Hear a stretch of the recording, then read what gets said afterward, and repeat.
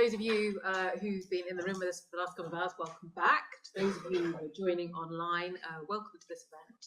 My name is Professor Victoria Nash, and I'm Associate Professor and Director at the Oxford Internet Institute here at the University of Oxford. It's my huge pleasure today to welcome all of you online and in the room to this event, which we are holding jointly with the Weizenbaum Institute. We're really delighted to have Professor Ralph Schroeder with us today for an event titled Online Politics in India and the US, What Went Wrong? Professor Ralph Schroeder is Senior Research Fellow at the OII. He was formerly Professor in the School of Technology Management and Economics at Chalmers University in Gothenburg. His research focuses on virtual environments, big data, digital media, right-wing populism, and sociology of science and technology. Just for your awareness, this event is being recorded and will be posted on our website after the event. We're aiming for a presentation of somewhere between, I don't know, about 30 and 40 minutes, and we'll have some time for discussion at the end. If you're joining us online, please put your Q&A in the chat. And for those of you in your room, if you could just obviously hold on to your questions until the end, and we'll make sure that Ralph has time to answer a good few. For those of you here in person, sadly not those of you online, there will be drinks and nibbles in the foyer afterwards if you'd like to carry on the conversation after the event. So with that, it's really great to have you. Ralph, thank you so much for doing this, and I will hand over to you.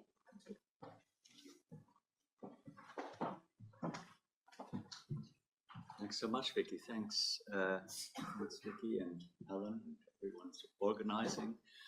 Thanks also for the Weizenbaum for co-organizing. I've had the pleasure of being there several times, and it's always a really nice experience. I mean, it's so rich. There's so many people there studying what we also study. So it's really fantastic to have this joint event. And what Vicky didn't mention is that we're the oldies at the OII, or at least I'm very old. Vicky's a young director, but you know, we've been hanging around for many, many years and trying to figure out what on earth is going on with the internet. And last year, as you heard in the panels, was a big year for that. And it was interesting hearing the first panel in particular, because it was as if, you know, nothing new under the sun, so to speak, if I can summarize it in that way. But let me take a little step back here. And let's see, I'm going to take a step back to see what elections did in the past in the US and in India. And then I'm going to look forward as well. So the overview is that we're going to look way back, because I think then the internet really did play a role in 2014 and 2016. And then I'm going to fast forward and try to capture how the internet has changed over the last 10 years or so in relation to politics and the elections. And then I'm going to look forward to what's in store for us in the coming years. So let me start by outlining a few arguments. So I'm going to argue that the key thing that we have to think about is gatekeepers, and in particular, circumventing gatekeepers. And I'm going to argue that gatekeepers and non-gatekeep media basically explains the role of media. But there's a second argument I'm going to make, which is a little bit strange for OII, because I'm going to argue that you can explain what happened in India and the US at least completely without the internet, or rather the internet and media are one part that can partly explain it, and there's a different part, political science, that you also need, where you can basically ignore the internet in terms of the roots of populism. But the two things have to go together. That's one major argument that I'm going to make. And then I'm going to say that somehow this non-gate-kept and gate-kept media works to connect elites and citizens, or leaders and civil society, whichever way you want to put it, and that gate-kept and non-gate-kept media are with us, and how they will affect politics is what I'm going to be talking about. And in the final part, I'm going to say a little bit about how progressive politics can maybe still inform what's going to happen at the next election, or Indian and US elections at least. So let's start with 2014. In 2014, what Mr. Modi did is he was by far the most active person on Twitter. And the party, the BJP, did not want him as their candidate. He was too rogue.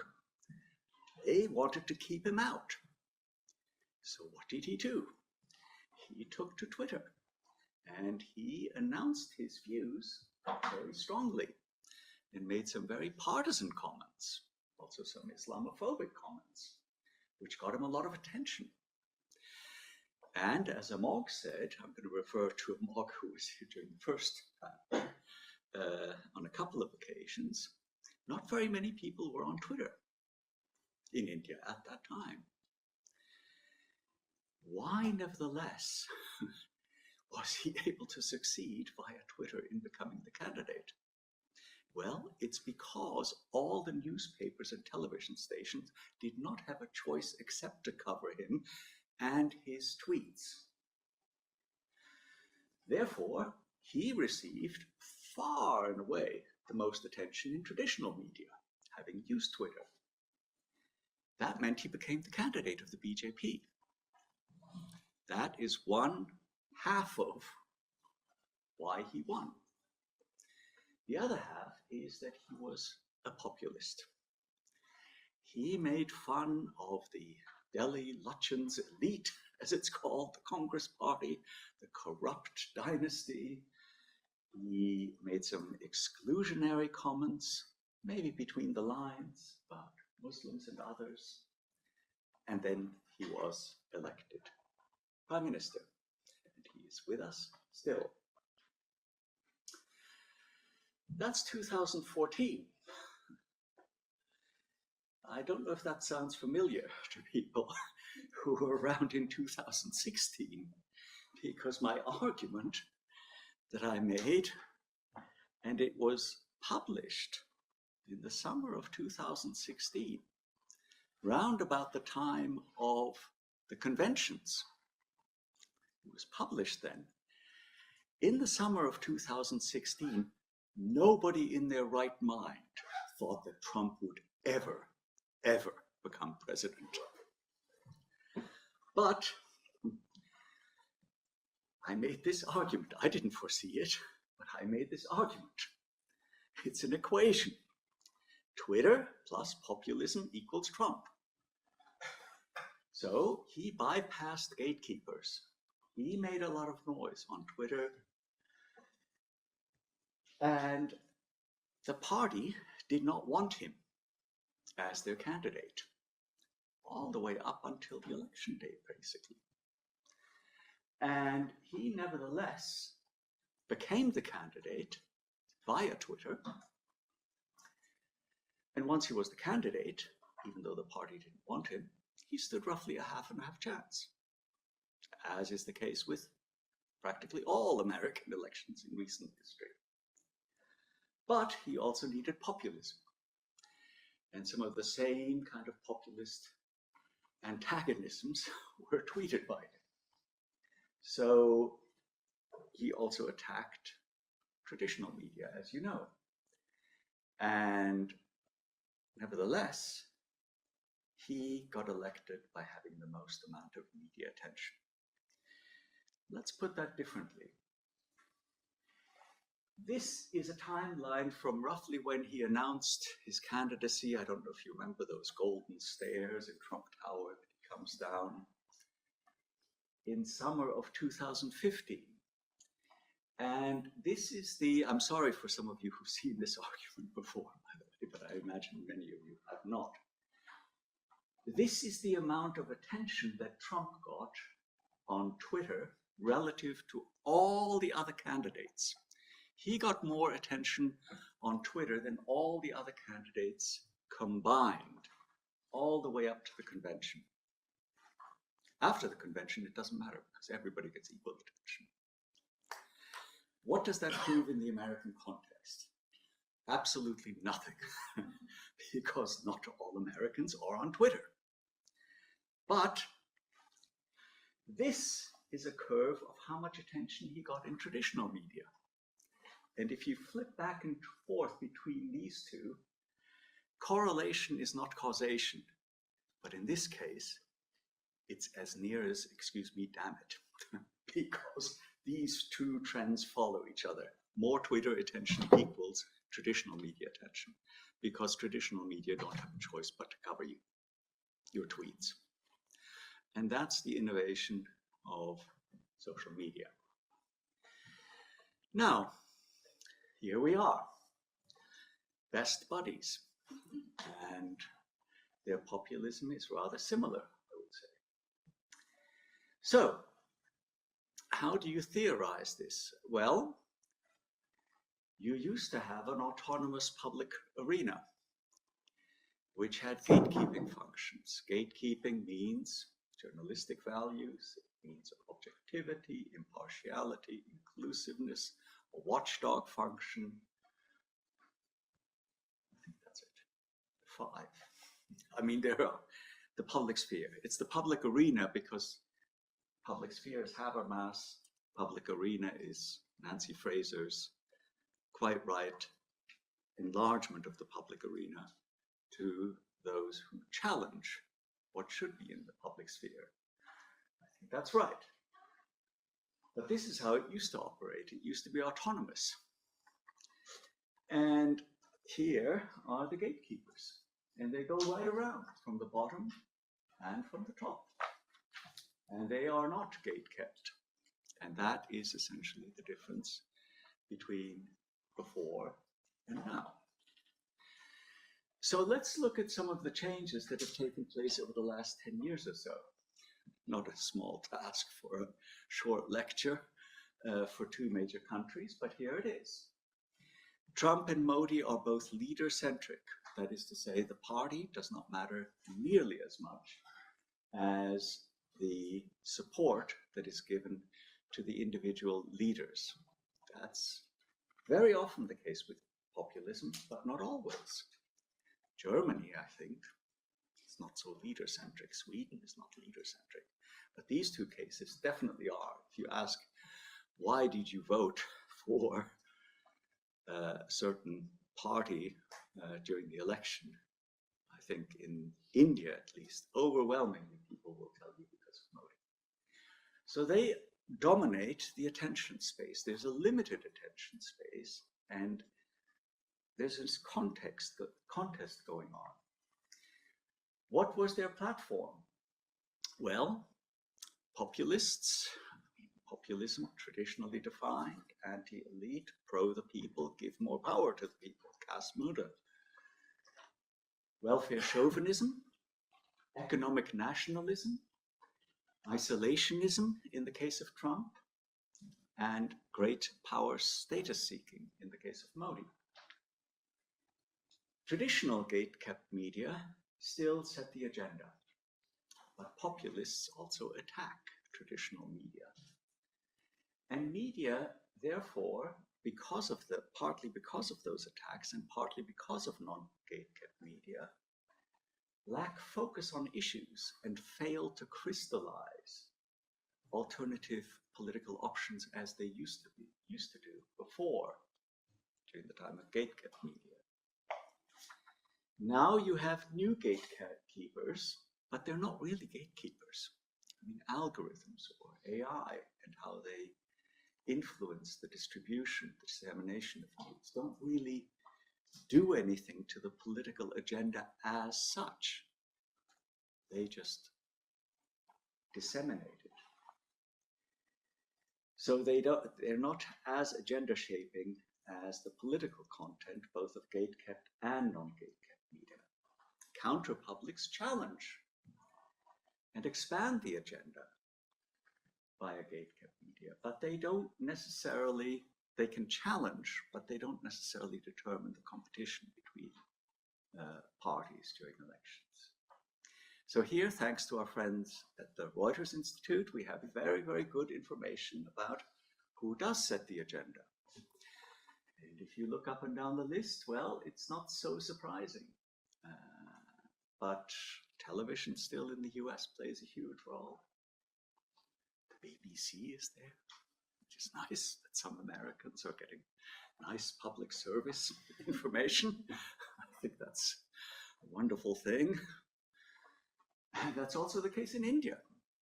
These are figures for urban English speakers because it's very difficult to get representative samples. Amog mentioned it in the first panel. CSDS has much more representative data. But for India, actually, English-speaking media do set the political agenda to a large extent for many, many elites.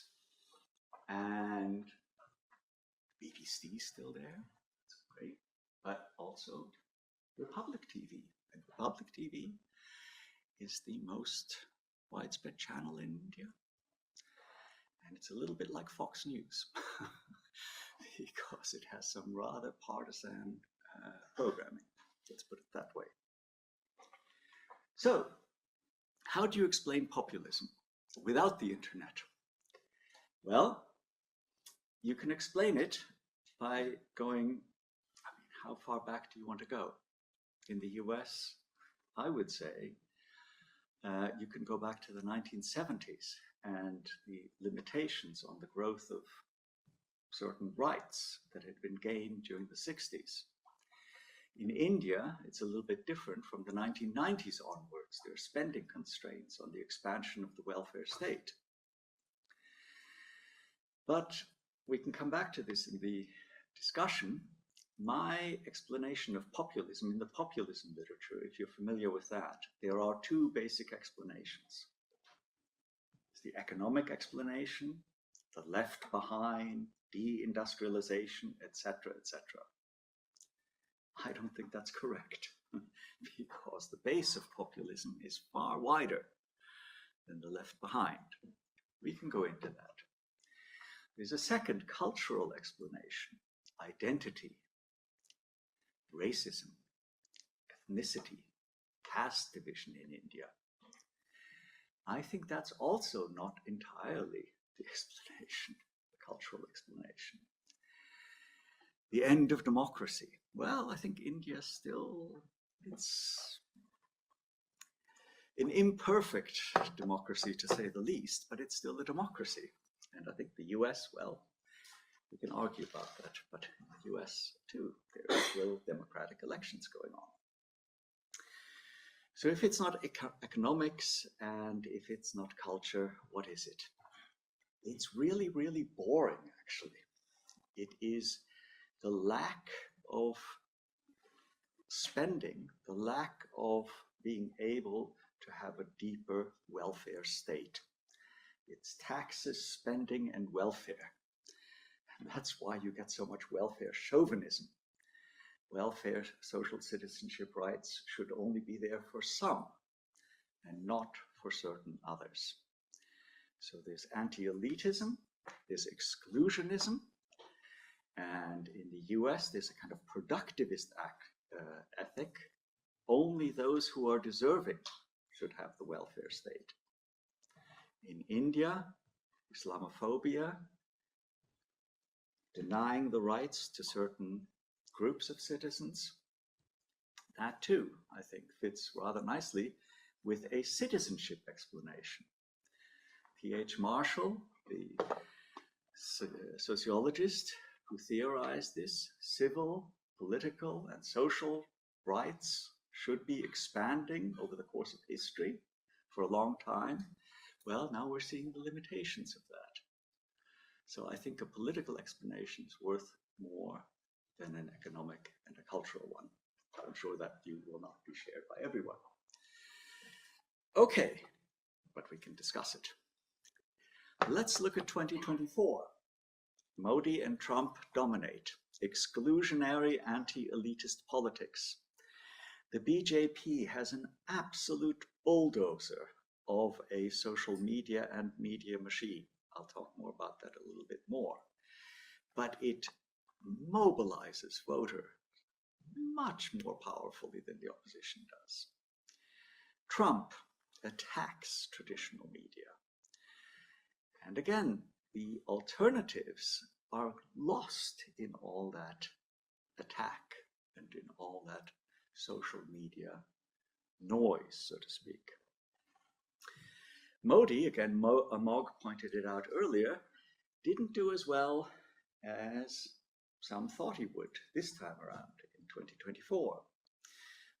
One of the explanations is that if he had won a majority again, like he was expected to do, many people thought that he might take away constitutional rights.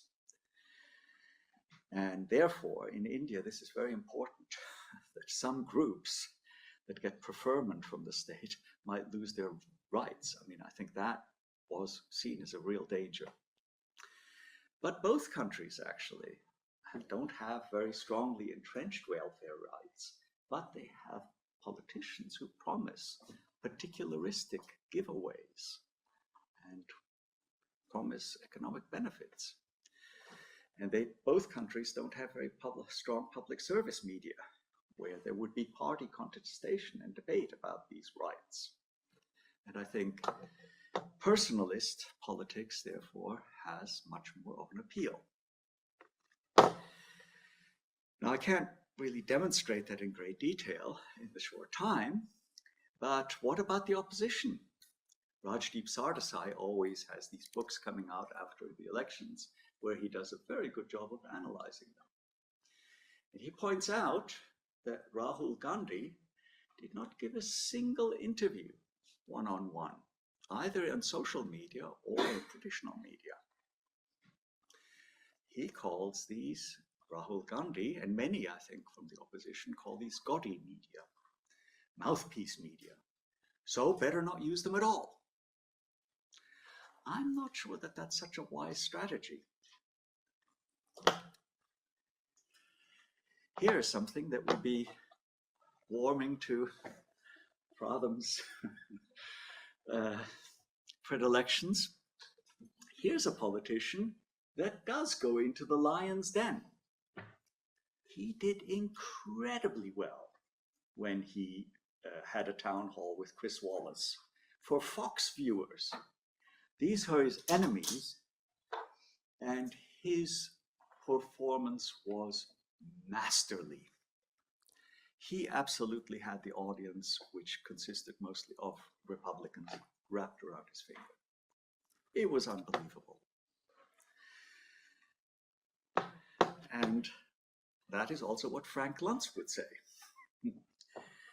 Frank Luntz, the political consultant, you need good political consultants, and they typically tend to know what's going on. Last summer, I remember, I was watching Kamala Harris.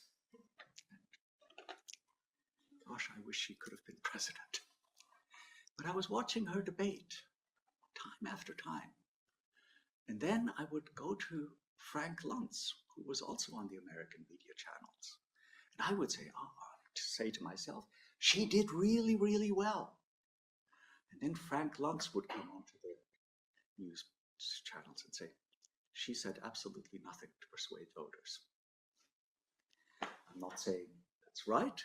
I'm simply saying political strategists are very much a part of the story here. And Prashant Kishore, I don't know how many people from outside of India would know this fellow, but Amog has some pages in his book based on his DPhil thesis here, which is brilliant, about political campaigns in India.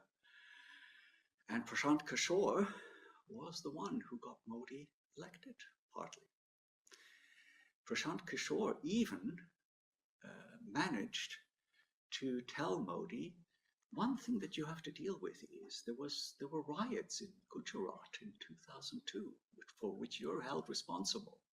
Don't hide from the media. Tackle them straight on. And Modi did, because that was one of his big obstacles. And from then on, he was doing rather better. And the media apparatus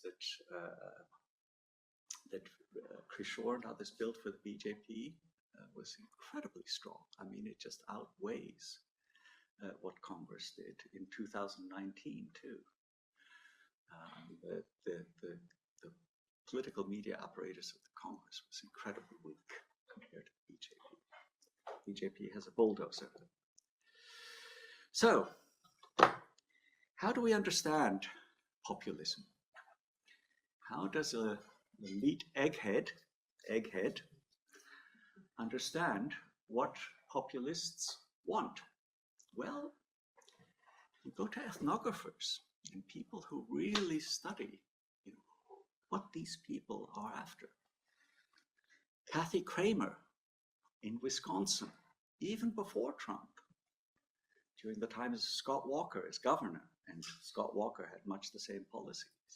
She figured it out. She went out into the countryside and asked them what they wanted. Duina, the book title says it all, Broke and Patriotic. He spent a lot of time with people in the Midwest, asking them, so what is going wrong with politics for you? Well, they would tell him a lot of different things, but America is still the greatest place on earth, and no matter how downtrodden you are, you can make it. What do you say in the face of that as a politician? I think these are things that we need to figure out. India is a very complex case. But in India, David Gellner, who is here at Oxford, and colleagues, they looked at the elections of Mr. Yogi Adityanath, BJP politicians. They looked on the ground in Gorakhpur, where he initially gained power, in a city where there are Muslims, and where he was able to manage Hindu-Muslim relations, even though he's a Hindu nationalist. How he managed the RSS, kind of wing of the BJP that is also mobilizing people on the ground. But above all, what they tracked in election after election, national and state in Uttar Pradesh, what they tracked was most people got phone calls from the BJP mobilizers, phone calls telling them what a great thing Modi was doing for them personally. That kind of election machine is just unbeatable in that state, which is larger than, it's practically as large as the US. So you really have to look at what's happening on the ground. And in India, as in the US, a lot of politics is still the ground war, connecting with voters, mobilizing them. What to do? Well, I don't think there's an explanation, as far as I'm concerned, of what could go right without knowing the roots of populism. I've briefly sketched what they are. I think you need to look at how gatekeepers are being circumvented by mobilizing. Incidentally, not all mobilizing is for the BJP in India. In 2007, Mayawati, a Dalit politician, won the election partly through dumb phones, normal phones, mobilizing the vote from the ground up. Anyway, but you have to also recognize that the media landscape now is partly inchoate, is partly dysfunctional, because impartiality and all those things that I said the public arena should consist of, watchdog function, receive less attentions. Where do we go from now? Well, the public arena is enlarged with counter-publics. You need to dominate the attention with a progressive agenda if that's your aim. You need to restore belief in the legitimacy of traditional media, because otherwise these attacks are going to downplay that part of the gate-kept media sphere. In India, in 2029, the election is going to be more national. I mean, a lot of politics is very local and state-based in India. But I would say there still isn't a non-elite national leader for the opposition to emerge. And in the US, the right-left reversal will need to be addressed. I'll say a little bit more about that in a moment. And I think, if I'm correct in pointing to the roots of populism, which are exclusionary, one has to make a case for a more universal, deepened broadened, widened social rights and for pluralism, against this kind of majoritarianism in India, and for a more inclusive national creed in an anti-statist, but very nationalistic, very patriotic America. And you can do that by attacking corruption of the elites, and I think at least for the benefits of open markets rather than economic nationalism, and for more internationalism. The left populist position, left, is already known. It's already known who needs to be defeated. So you can already develop an agenda against that. I think there are unifying strands in American thought. I won't read the quote from Barack Obama. He did this incredibly well, unify the country behind a single agenda. A kind of unifying creed, which at the same time points out that patriotism also has its jingoistic side. And Gorski, who's written this beautiful book about American politics and the role of religion in it, says, you know, culture wars and class wars are now conjoined. I would say citizenship wars rather than culture wars and economic wars.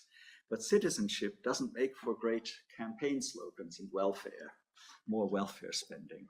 But I'm sure it can be spun in a particular way. I'm sure that people, on the whole, still prefer deeper and broader rights, or at least I hope so.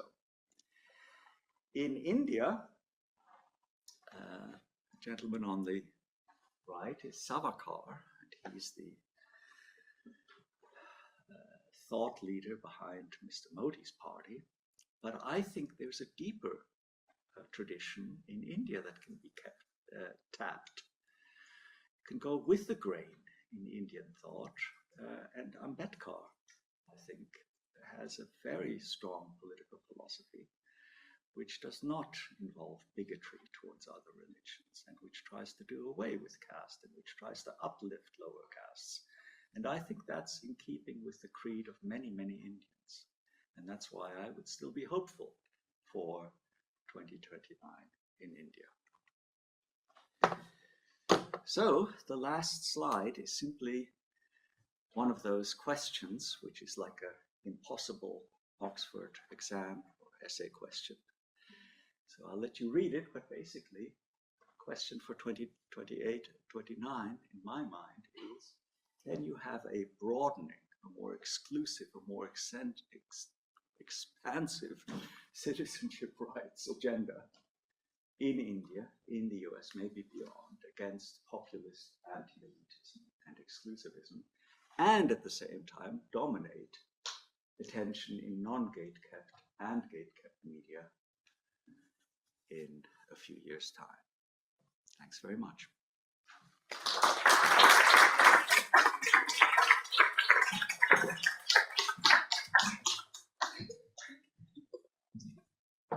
So I think we've got 20 minutes at least for questions.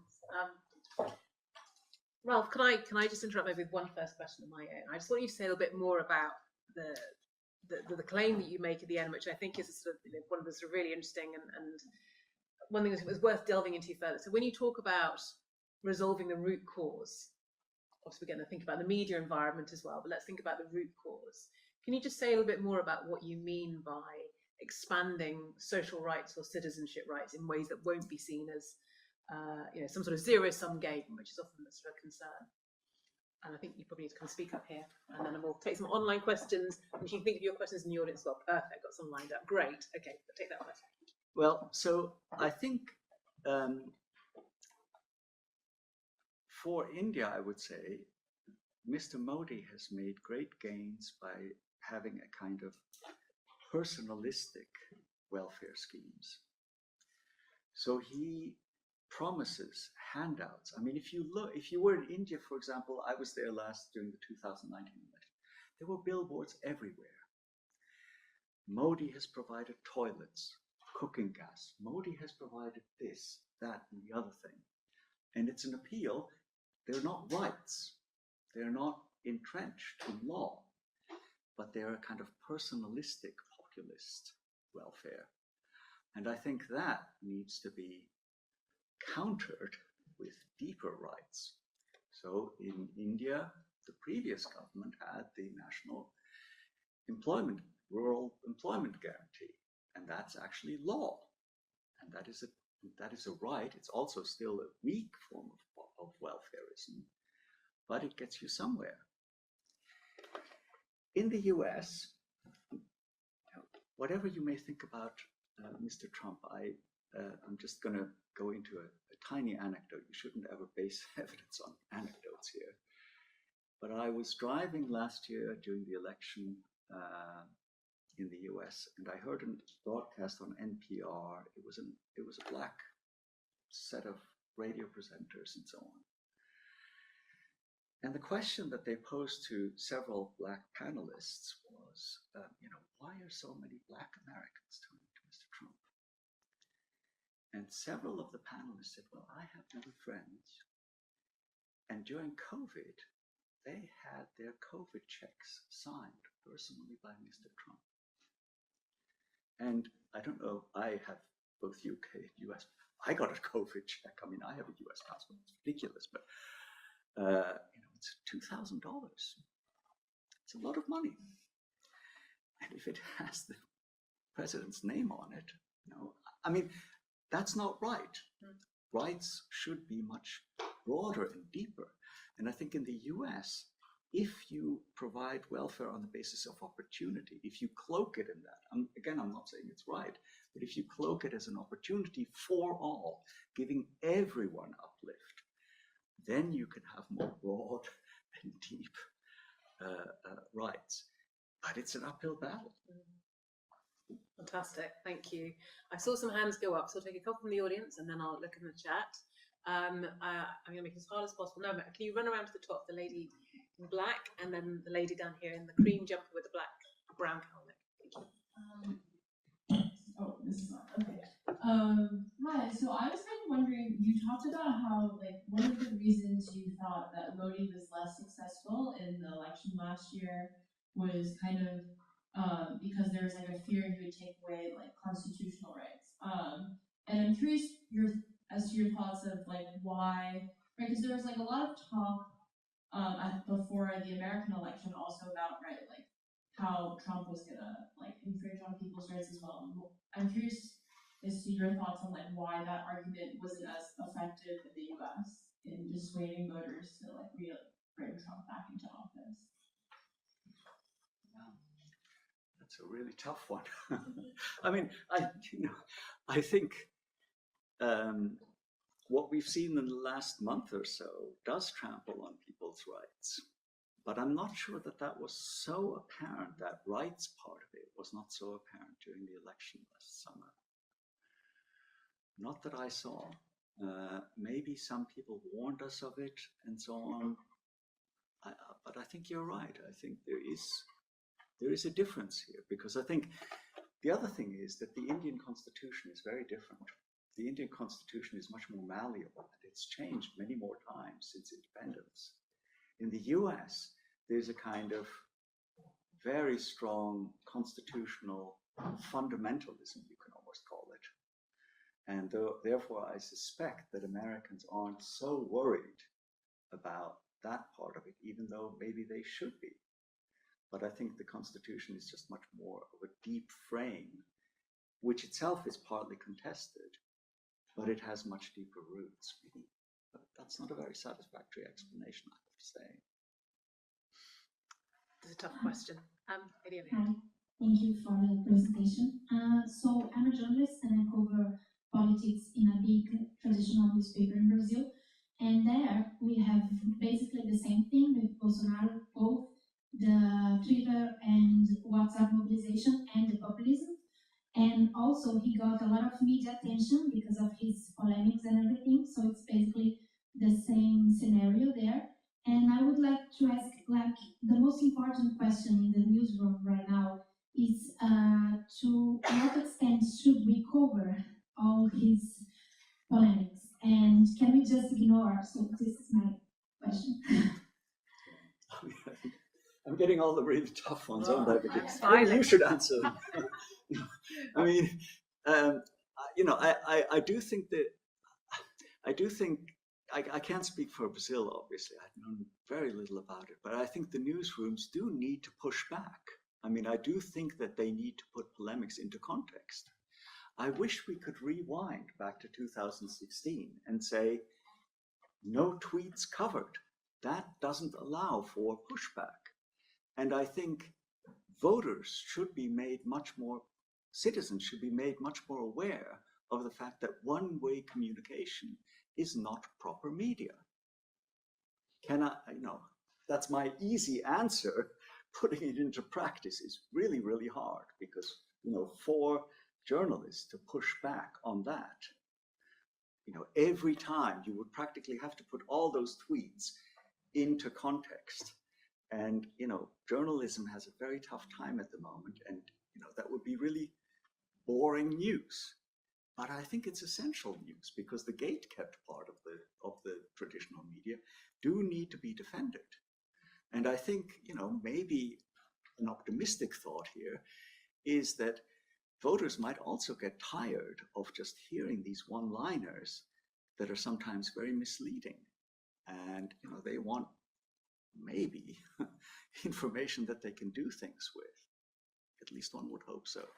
But it's a tough battle again. Fantastic. I'm not seeing any questions yet online. So where's the microphone at the moment? Is it there? Can I make you run around to this side? Sorry, and then we'll take a couple over there after. So I've now got me on already. Thank you, Clara.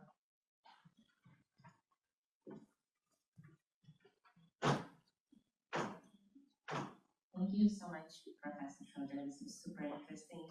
My question hopefully will not be a tough one. I am stuck in the anti-elitist discourse, as you framed it. And I would like to ask you if you see this as something that happens only at the level of discourse, or if it's a layered relationship between these populist, what we call populist leaders, and the anti-elitist, their anti-elitist approach. And why the background to my question is that we have, reasonable already empirical evidence that in many countries, these processes of democratic erosion, democratic backsliding that these leaders carry on, they are very much within the interests of economical and political elites, right? So while the rhetoric of anti-elitism might be present, there's also a lot of policy, and often even during the electoral period, that is clearly in favor of especially economic elites, right? In some places we can even say that this illiberal project is also neo-illiberal in the sense that it's pushing these elites' efforts. Even studies on disinformation, for instance, have pointed out how the sources of this information often lie in elites, and then go top down and infiltrate very powerfully specific ideological groups. So I was wondering how you see this relationship within, of course, this two context that you presented.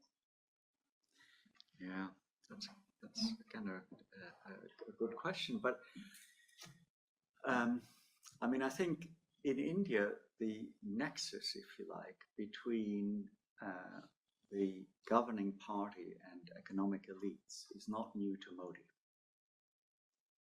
I mean, that was there before, and also it's there in states that are not ruled by Modi.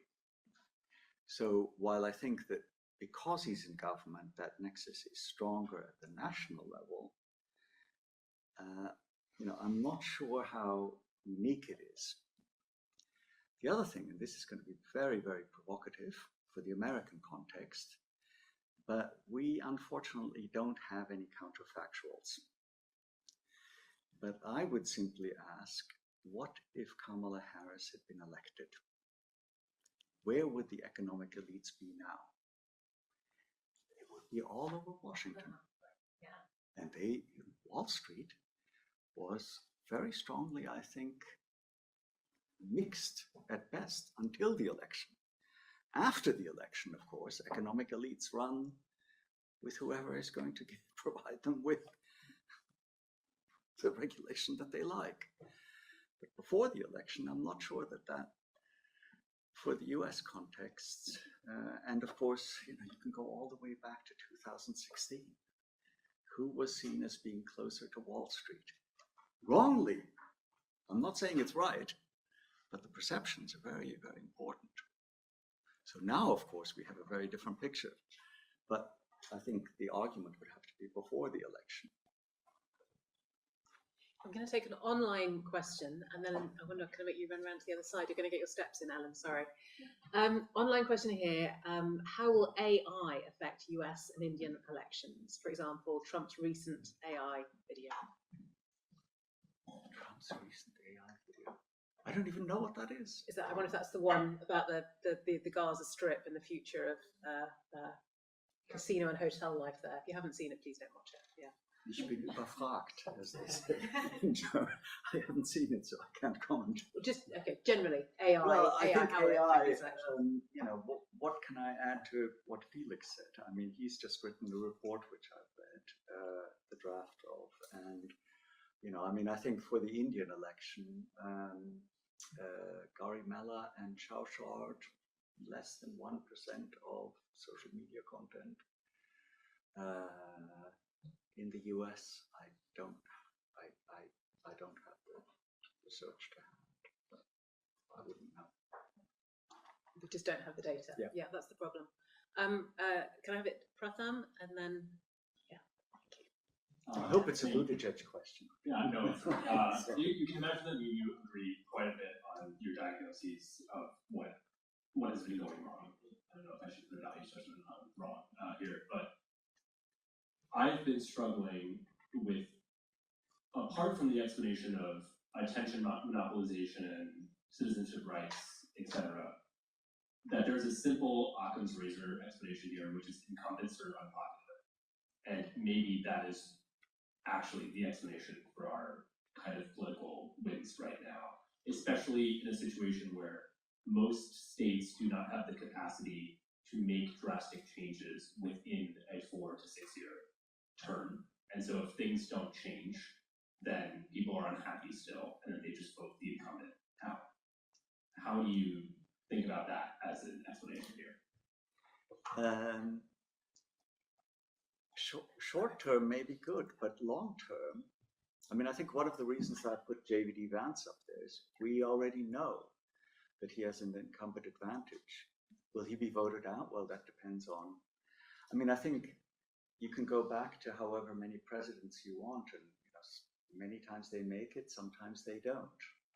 Kamala Harris is almost an exception in that she didn't win, because she should have won if regularities are anything to go by. But it's been a mixed picture, and I agree. But I'm not sure one can draw real conclusions from the kind of vote them out, because the performance also matters. I don't know if there are regularities there that one could point to. Just quickly on that, I think that it is the case that in basically every election in 2024, incumbents lost vote share. Right. And I think that as a kind of global phenomenon is an interesting data point here. Yeah. No, I think at the non-president level, you may be right. I think that's a really good point. But I was talking about presidential election and their ramifications downstream, so to speak. Thank you. Here, and then we'll come down to the front, please. Hi, Ralph. Really nice to hear your speech here. So I'm not really well versed in political theory, so here's my question.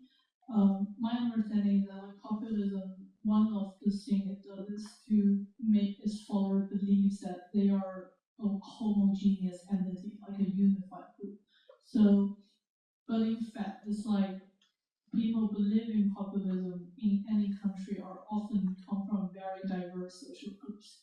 So what's your take on the role of non-gatekept media on merging those groups together and make them believe that they are actually one?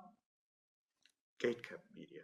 Yeah, non-gatekept media. Non-gatekept. Yeah, and as you said, I mean, I think, you know, it's a really, really good question, because I was basically arguing in the last few slides that you do need to have a unifying agenda, and that mix of unity in diversity and unity, or unity and diversity, that is exactly the right mix that you need to get right.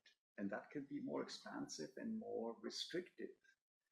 But I think what you need to do is you need to point to the restrictiveness and point to how that restrictiveness goes against the grain of the main tradition, progressive tradition in the country. And I think Ambedkar, and in a way Obama, did that very well, but it's a trick that very few politicians can succeed in. And I think that's the magic. I think in non-gatekept media, I think there needs to be much more mobilization. I mean, I think in India, you know, non-gatekept media did play a large role in the last election, but they needed to be mobilized. I mean, there were many YouTube interviews with politicians, and they had an impact. How big it is, I don't, you know, it's still very early to say. In the US, I'm not sure, you know, you need to mobilize on non-gatekept media, and you really need to campaign, but you also need to have a message that can unify people. You know, it's no good kind of having all these talk shows, Joe Rogan and so on. I mean, you need to, as I put it, go into the lion's den and appeal with that kind of encompassing message. And if you can't do that on a large scale, that's difficult. Thank you. Gentleman in the front row, please. Thank you. My name is Ganesh. I'm from the Weizenbaum Institute. My question is with respect to India's opposition parties, mainly with respect to Congress. So what kind of major problems do you see in the party, and to take Modi on, shouldn't there be a major surgery in terms of the functionaries? Sorry, major surgery in terms of the leadership to the last mile.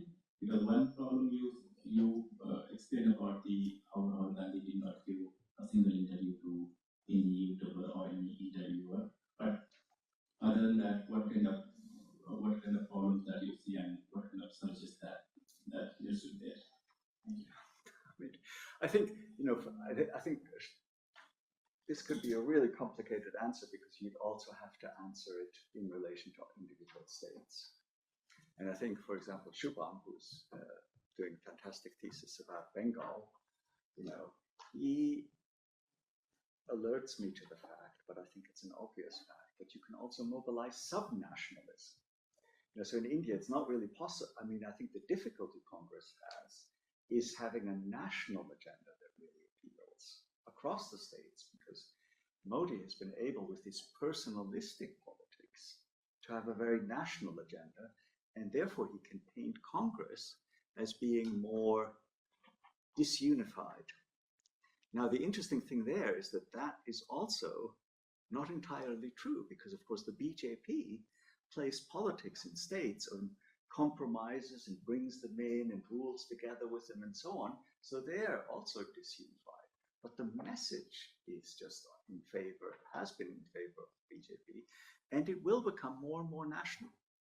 I mean, I think the threat that he has made to make the election period in 2029 much shorter, rather than the several months that it takes, that would actually nationalize the election. At the moment, that would benefit him and the BJP.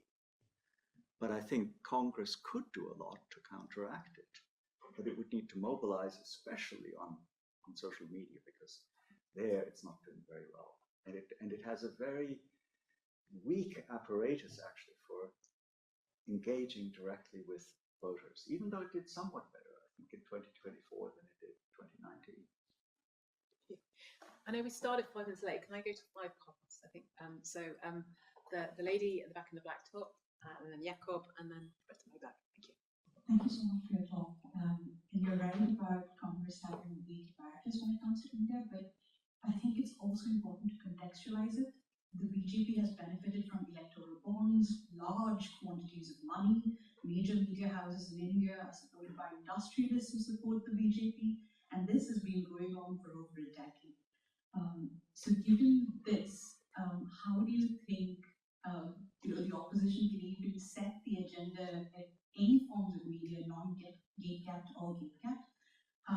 Secondly, I also agree with you that online politics has changed, but 2014 elections in India stand out to me because I was perhaps a first-time voter then, and I vividly remember how the agenda was very, very different because Modi came to the university where I studied to give his first speech. And in fact, Arun Jaitley, who was then a minister, was pushing for his candidature, right? And the entire talk was a launch pad for him, and this was well covered by media, and this was shown as, this instinct was used to show that, okay, here's the new leader, where he talked about economic agenda, of course, but it rode on the India against corruption agitation that was going on, which basically was not led by the BJP, but now there are doubts about it. So how do you think that Modi's agenda hasn't been, as Clara just said, so much anti-elitist as it has been, criticizing the Congress perhaps, legacy perhaps, and also riding on this idea of Hindu nationalism, which has changed every year, because in 2019 the BJP was doing well until the Pulwama attacks happened, and then because blame Pakistan. In 2014 there was something similar. In 2024, unfortunately, we couldn't do anything, and therefore, they didn't do as well. No, I mean, I think that's a real problem. I mean, I think 2019, the attacks, that gave a huge boost, and I think, this kind of. But I do think that painting the opposition as being anti-national time and time again, that's something that it seems to me Congress and other parties, such as Mamata Banerjee, for example, in Bengal or others, that's something that they could do something about. I mean, I think, painting them as anti-national, but, the opposition could easily say, we are actually more nationalist than you. And I think that could be a potential strategy. Now, it would need to be made inclusive, but I think it would make sense. I think in terms of money, I think you're absolutely right. I think I didn't cover it, but the attacks on media, the attacks on journalists, the way in which advertising and campaign funds, he's been able to gain much more, also in rather underhanded ways than his opponents. I mean, I think that's appalling. Maybe he's done that more. It certainly is something that was going on before 2014 in many different ways in India. I mean, patronage politics is part of Indian life. But I think these are good points. Thank you. Last two questions, I'm afraid, to Jakob and then Sanoiba. Sorry. Yes, also, thanks from my side for the talk, very interesting. I keep it short. You kind of said the left, if you want to say so, lacks some counter-publics, and we need them. And I agree, and I always wonder, why don't we have them? And my explanation would be to say there is coordinated activity on the right-hand side because they believe more strongly in this and they have the resources and they take their also free time and whatever to actually spend and support networks and so on. And the left, for whatever reason, does not do this. So where do you see these counter-publics actually coming from? Because I would like to know where this could kind of come from, but I didn't really find an answer because the left is so fragmented. Going a bit into this diverse group question that we were before. No, I mean, I think that's a really good point, and maybe I should have stressed that more. I mean, I think the right simply is much more coordinated, also in terms of money, funding in the US. I mean, all these rightist groups are very heavily networked, as we've seen recently in this, what is it, CPAC conference and so on. I mean, they get together, they coordinate, and they have done so for many, many years. And I don't know why, to be honest, there isn't a kind of left-wing equivalent of that. maybe the groups are just too dispersed and don't want to pull in the same direction because they have different agendas. But that's something that can be rectified in terms of mobilization.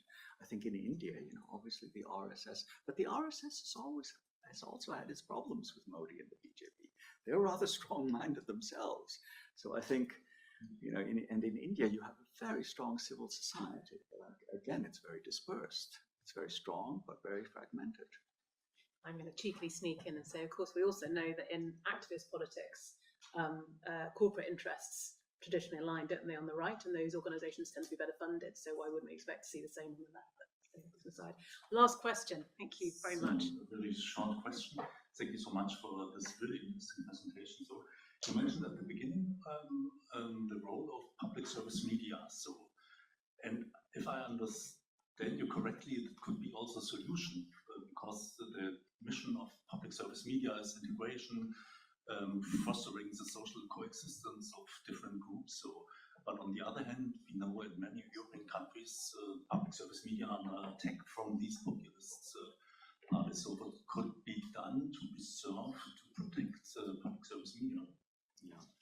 Well, I think the answer obviously doesn't apply nearly as much in India and in the US because they simply haven't got so many. But I think in India also the problem is Mr. Adani and his buying of NDTV and so on. I mean, I think in India there was a strong public service tradition, but it was rather, well, it's lost a lot of influence. In the US, I listen to and watch NPR every week. It's much the best news source. I wish they had more of a reach. I mean, it has all that. It has the things that I said about that the public arena should have, right? Impartiality, objectivity, and the watchdog function. So, but I do think that, all those media could also have a much larger outreach if they had a much more active social media presence. And I think, I was quite taken aback by German public service actually being very active on social media. I mean, Germany quite often lags behind when it comes to internet and traditional media organizations, but in this respect, they've actually been rather good. And maybe that would be a way forward in India and the US too, much more active social media outreach. Thank you. Thank you so much, audience, for all your superb questions. I've never seen quite so many hands go up in such a short space of time, so really appreciate you engaging so deep with this. But if we can all join together just to thank Ralph for what was a really insightful and important talk. So thank you so much for doing that. Thank you.